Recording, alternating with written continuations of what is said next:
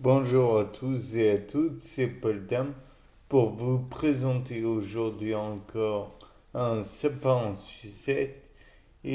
Aujourd'hui, je me suis dit que peut-être il serait intéressant de voir la maturation des fruits et particulièrement non pas l'effet biochimique ou je ne sais quoi du fruit, mais le fait que les enzymes agissent. Oui, donc tout d'abord, nous savons que la chlorophylle est avant tout verte et donc au fil de la maturation d'un fruit, elle commence à changer. Elle devient de prime abord verte, comme je l'ai dit, pour ensuite devenir de plus en plus jaune, voire rouge. Et donc, cela indique, d'après moi, un changement métabolique et une molécule qui, d'après moi, est assez similaire à la chlorophylle par son aspect chimique, bien sûr. Le squelette carboné de la chlorophylle ressemble, d'après moi, au squelette carboné toujours de comment de plusieurs molécules telles que par exemple le glucose. J'en repérerai facilement plus que le glucose, du fructose, et j'en repère quelques-uns. Mais le fait est que via ce fructose, on peut obtenir l'idée que il y a une phosphorylation, bien que, ouais, une phosphorylation, et il y aura forcément une perte du magnésium. Donc peut-être que euh, on peut imaginer que la chlorophylle, qui est en fait, d'après moi, d'après ce que je vois de, comment dire, du squelette carboné, je verrais bien qu'il y ait une perte du magnésium ce qui engendrerait une reformation de comment dire, plusieurs liaisons et par la suite ces liaisons pourraient via une enzyme donc euh, qui couperait les différents liens avec ce magnésium. Et donc les enzymes en question, bon, je ne sais pas si ça existe, des démagnésinase ou que sais-je encore. De plus, ce magnésium pourrait être utilisé à des fins, euh, puisque comment dire,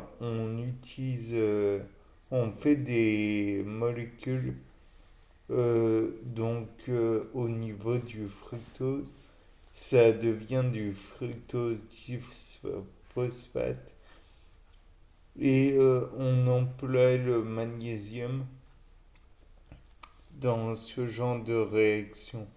Donc, si le fructose devient du fructose phosphate, le magnésium, on sait où est-ce qu'il va arriver.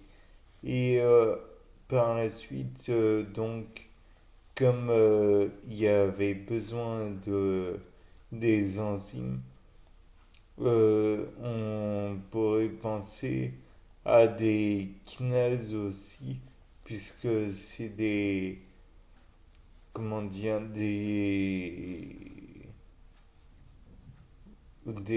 groupements phosphates qui vont tout de même arriver, mais comme c'est avec des enzymes, il faut envisager qu'il y ait aussi des ruptures de liaison.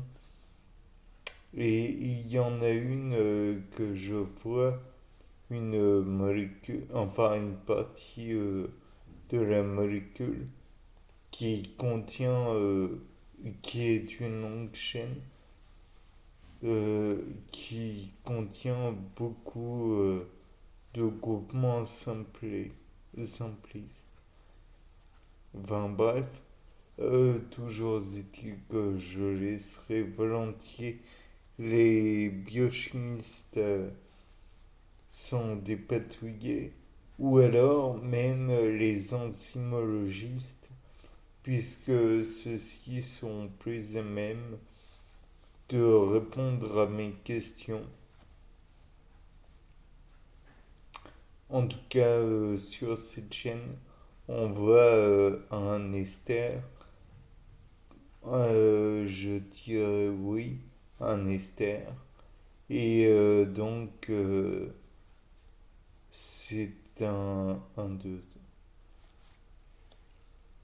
éthanoate de un 2 3 4 5 6 7 8 d'octe, octène, je sais pas quoi. Enfin, je laisse aux enzymologistes plus spécialisés en la matière faire leur travail. Je ne suis. Je n'ai pas envie de m'appesantir sur ce sujet. De plus, pour en revenir au magnésium, on voit qu'il est relié à des azotes, enfin des atomes d'azote, ce qui pourrait faire envisager que la chlorophylle va donc se charger de prélever de l'air ambiant les dioxydes de carbone pour éventuellement remplacer ces atomes d'azote en atomes de carbone et donc permettre plus simplement la formation de molécules de fructose, puisque comme je vous l'ai dit précédemment, je crois, les molécules de fructose sont des molécules... non, je ne l'ai pas dit finalement, avec des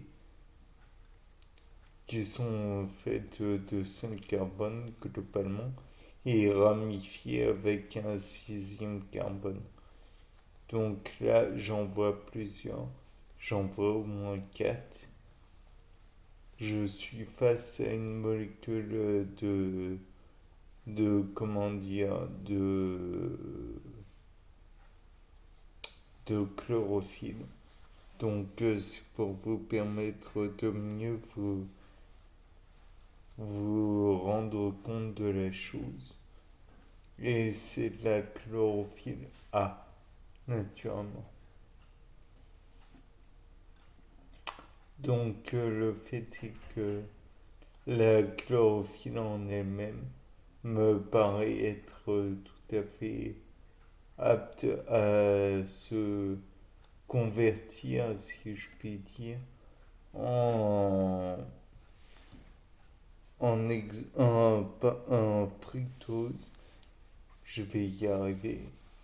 De plus, étant donné que elle est plus à même de capter le carbone atmosphérique, alors elle peut d'autant plus facilement devenir du glucose. Bien, c'était pas le temps pour vous présenter encore une fois un sapin en sucette. Au revoir.